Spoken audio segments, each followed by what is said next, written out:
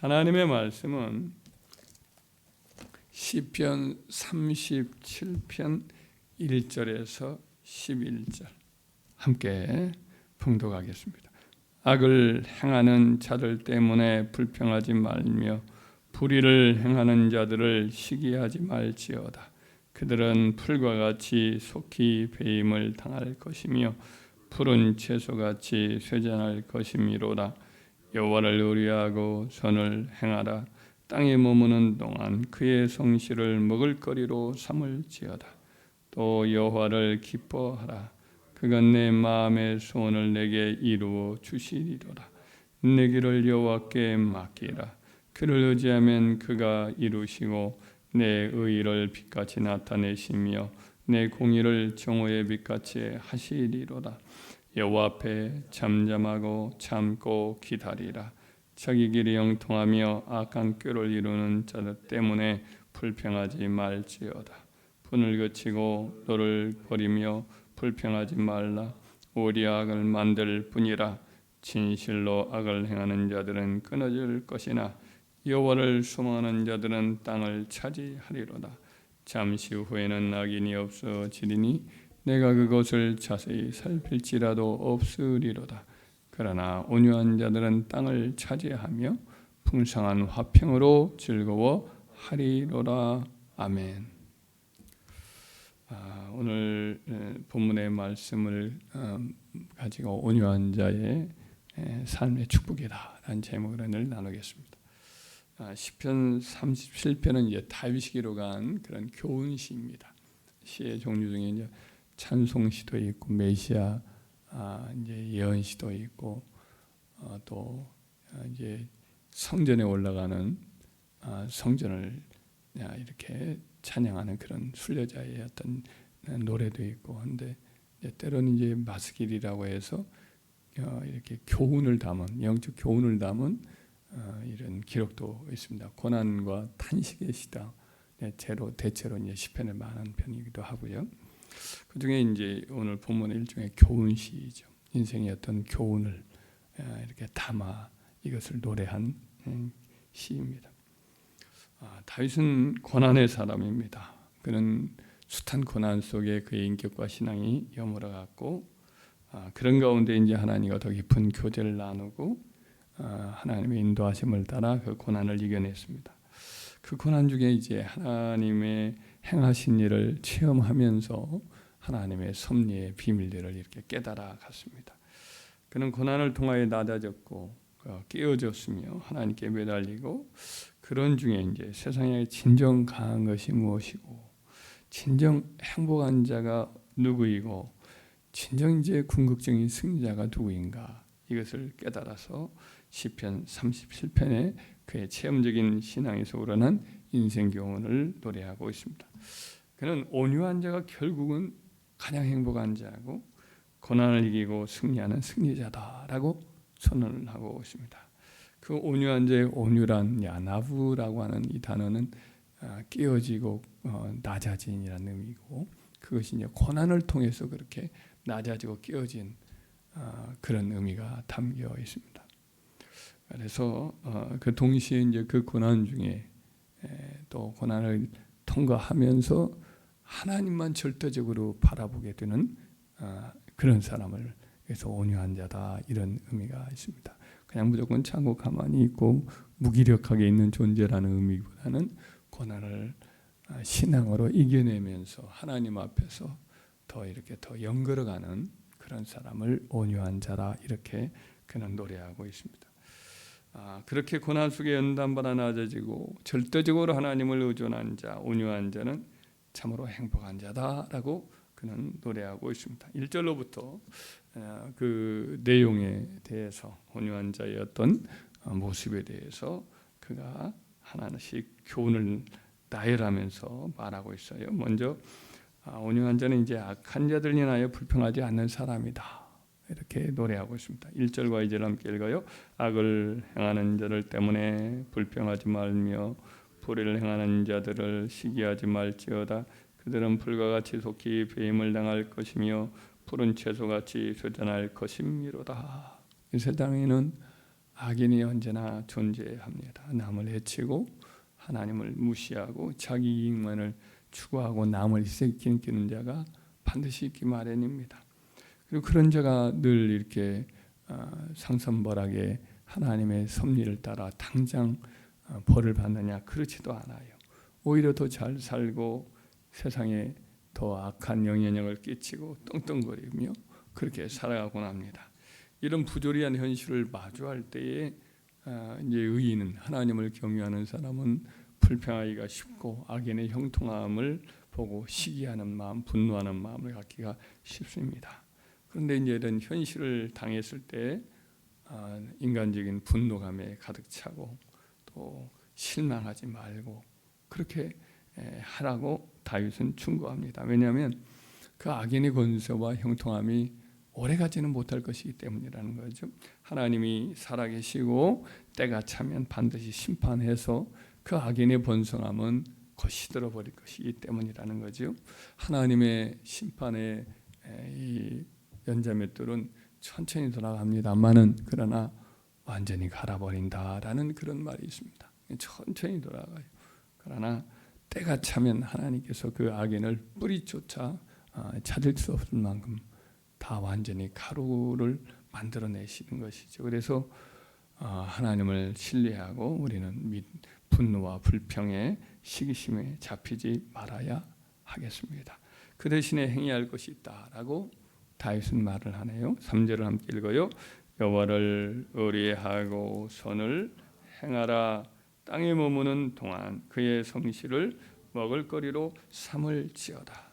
다윗은 악인들의 번성할 때 우리가 불평하기 쉽고 또 시기하고 또 노하기 쉬운데 그러기 대신에 우리는 뭘 해야 되느냐?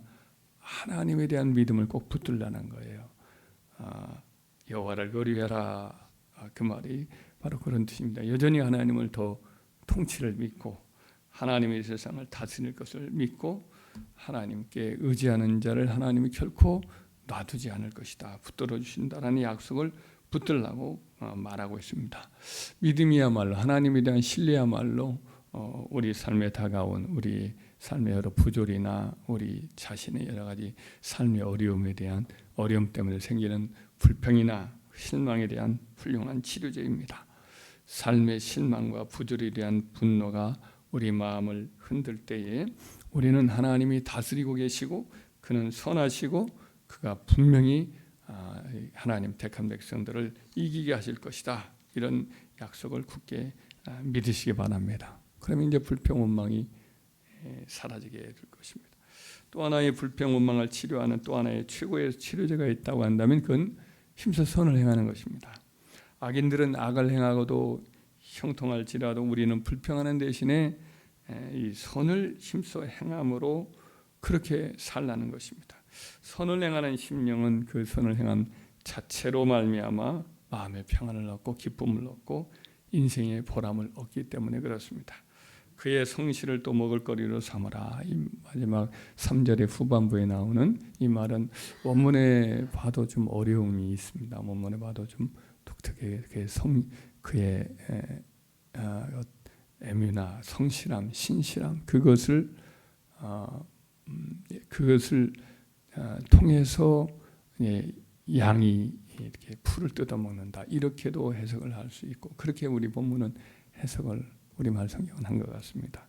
그의 성실, 하나님의 성실하심 그것을 먹거리로 삼아서 하나님이 그렇게 너희를 신실하게 먹여주실 것이다 이렇게 이제 해석을 했어요. 영어 성경 킹제임스 버전도 그렇게 번역을 했습니다. 하나님께 자기 양을 이 땅에 사는 동안 성실히 돌봐주시고 먹을 것을 챙겨주시고 마치 양을 목자가 기르듯이 할 것이니까 염려하지 말고 하나님을 의지하고 기회 되는 대로 선을 행하라 이렇게 말씀을 하고 있습니다. 다윗 자신이 많은 시련과 궁핍이 있었고 참 자기 혼자 살아남기도 힘든 그런 시련이 많았지만 그러나 자기 혼자만 살려고 하지 않고 그런 틈나는 대로 이렇게 다른 자기 동족의 어려움을 겪으면 사울에게 쫓기다가도 그 성을 찾아가서 도와줘요. 근데 그 성 사람들이 그의 은공을 알아주느냐? 또 그러지도 못해서 그 당장에 또 쫓겨나고 또 도망치는 이런 일들이 많이 있었죠. 그럼에도 불구하고 원망하지 않고 하나님을 신뢰하고 기회가 되는 대로 또 선을 힘써 행하곤 했거든요. 결국 그의 삶을 돌봐주시는 이가 누구냐? 하나님이 나를 먹이시고 기르신다. 양으로서 목자만 의지하는 그런 삶을 살았는데 그렇게 살라는 것입니다. 그렇게 또 다윗은 하나님을 기뻐하라라고 권면을 합니다. 4절을 한번 읽어볼까요? 또 여호와를 기뻐하라. 그가 내 마음의 소원을 내게 이루어 주시리로다.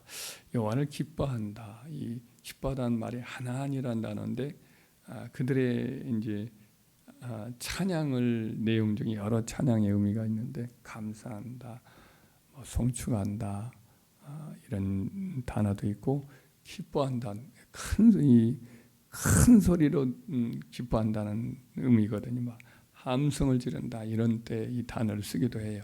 근데 그것이 이제 찬양의 내용, 찬양을 지칭할 때 그렇게 쓰거든요. 그래서 여호와를 기뻐한다는 말 어떻게 보면 예배한다라고 보면 이해가 더 쉬운 것 같습니다.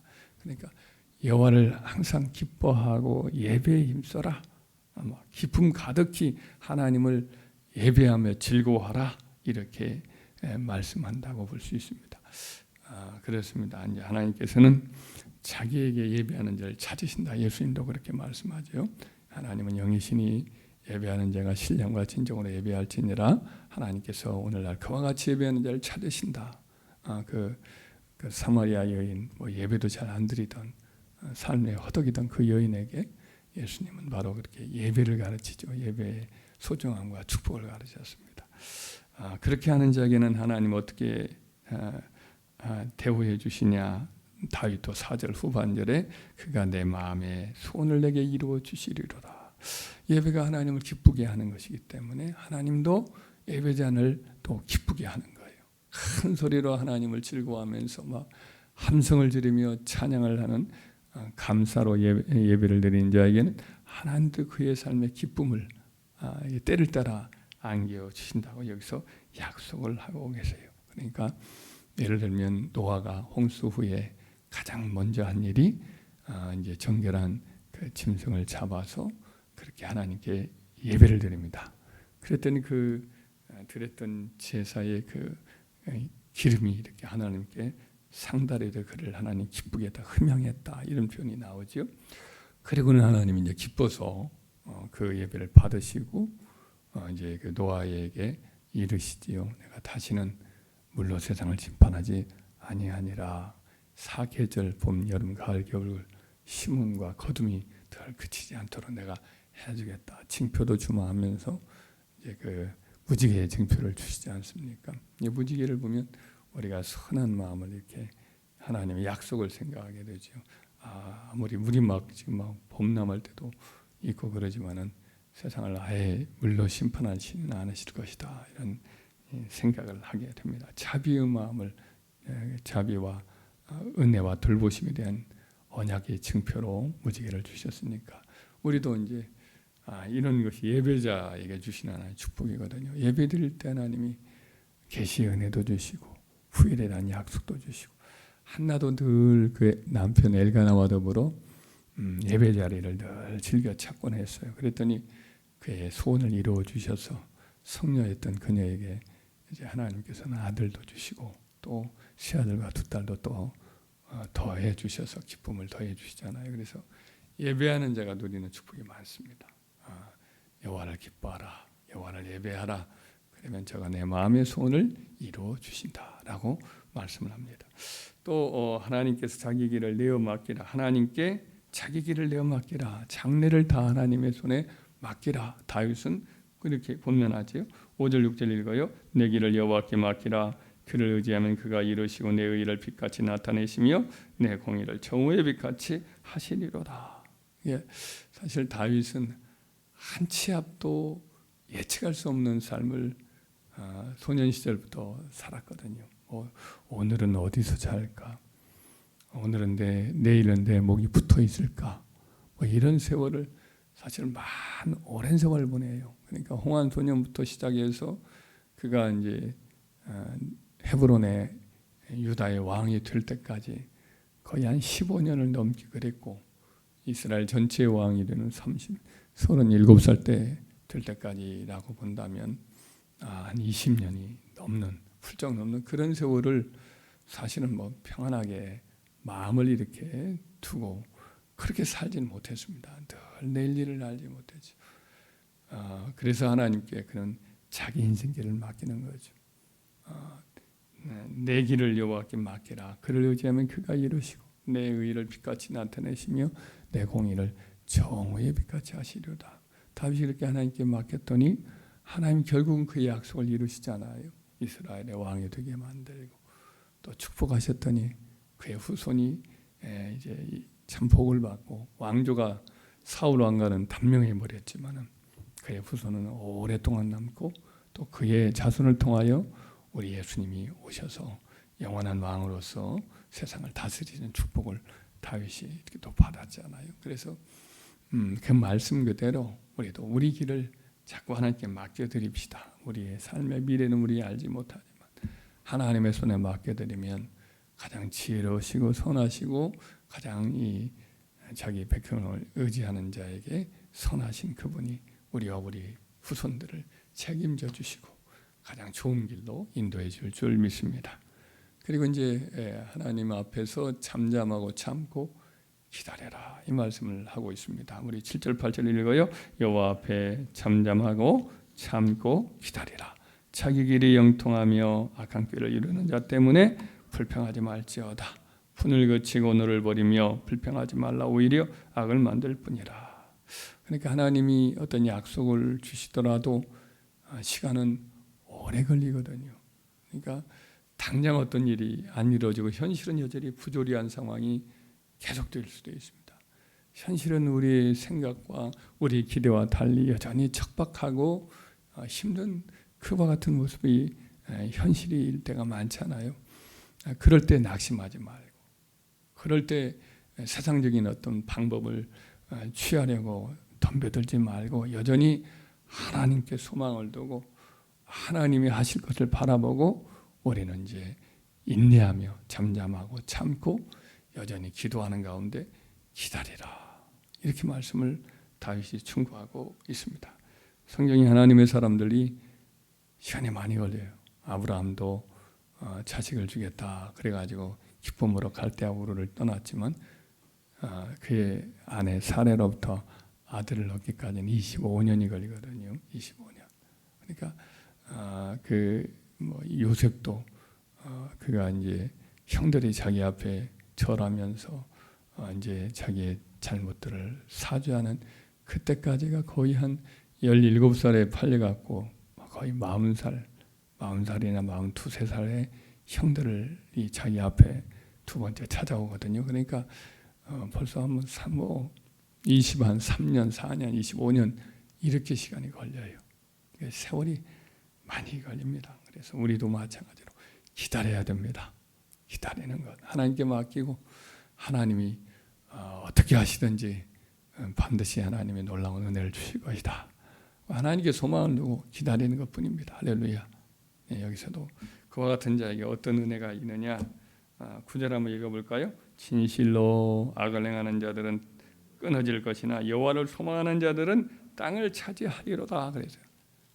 여호와를 소망하는 자, 여기서 온유한 자를 가리키는 또 다른 표현이죠. 땅을 차지한다. 땅이란 이 세상의 축복과 안정이고 또 천국 땅이기도 하고 가장 좋은 하나님과 함께하는 삶을 말할 때 그래서 땅을 상속한다, 땅을 차지한다 그랬어요. 11절도 마찬가지. 한번 읽어볼까요? 그러나 온유한 자들은 땅을 차지하며 풍성한 화평으로 즐거워하리로다. 그래요. 두 번이나 이렇게 표현을 땅을 차지한다. 예수님도 온유한 자는 복이 있나니 저들이 땅을 기업으로 받을 것이며 라고 말씀을 했습니다. 그 말대로 우리가 온유한 자, 고난이 많지만은 고난 중에 여전히 하나님을 의지하고 그의 선하심을 본받아 선을 행하고 하나님 우리를 돌보아 주실 걸 믿고 기도하면서 참고 기다리면 하나님 반드시 우리의 마음을 소원을 아시고 또 이루어 주시고 우리의 의를 드러내시고 또 땅을 상속하고 우리에게 주어진 귀한 자녀들 자손들이 하나님 책임져 주시는 복을 반드시 줄 믿습니다.